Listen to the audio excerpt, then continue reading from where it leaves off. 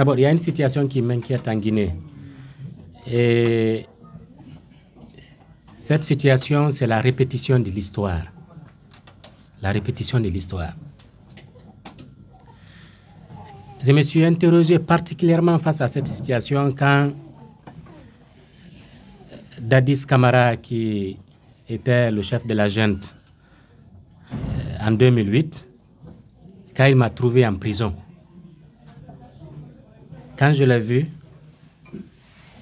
j'ai vu que là où, dans sa cellule, j'ai vu sa cellule, où il n'avait même pas d'intimité et partageait ça avec 3 autres personnes. Et à côté, j'ai vu un président de l'Assemblée nationale guinéenne, un ancien premier ministre guinéen, un ministre de la Défense et 2 à 3 autres ministres. J'ai vu ceci, j'ai vu leurs cellules. Ça a frappé ma conscience. Ce n'est pas le présent qui a frappé ma conscience, c'est l'avenir, en fait. Parce que j'ai réfléchi pendant toute la nuit, je n'ai pas dormi. Je ne me suis pas intéressé pourquoi ils sont là, les crimes et autres, non, non, non.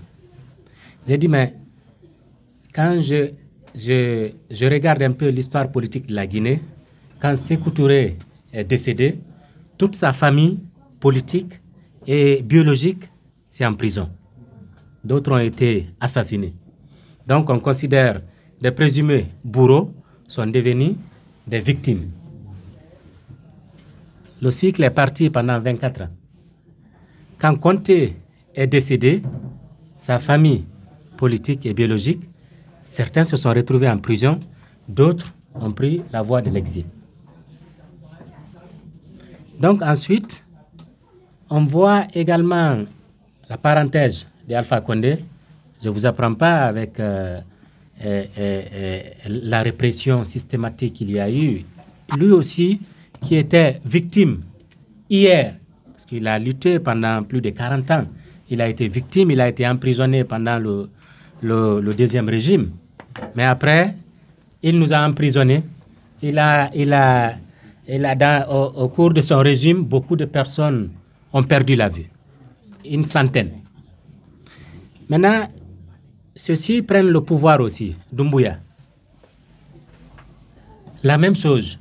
La famille politique d'Alpha Condé se retrouve en prison, en majorité. Là, je me suis posé la question, à quand s'arrête ce cycle? Parce qu'aujourd'hui, si je vous pose la question dans cette salle, demain, si Doumbouya quitte, où est sa place sera où?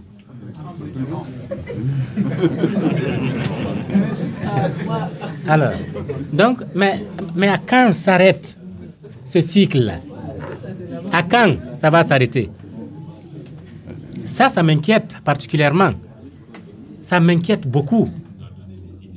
Parce que pour tous ceux qui veulent aspirer gouverner aujourd'hui, quand vous voyez un ministre, un ancien ministre, dans le contexte guinéen, je ne parle pas dans des pays où l'état des droits est respecté, tout ça.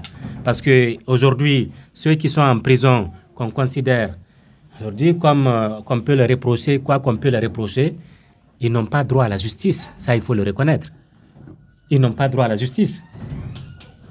Quel que soit le crime que quelqu'un ait commis, il a droit à la justice. Il a droit d'être jugé. Ses droits doivent être respectés. Mais si on bafouille, le cycle va continuer. Donc, je vous renvoie à cette réflexion. À quand s'arrête ce cycle-là? Parce que vous avez tous dit tout à l'heure, après Doumbouya, c'est là. Maintenant, à quand ça va s'arrêter?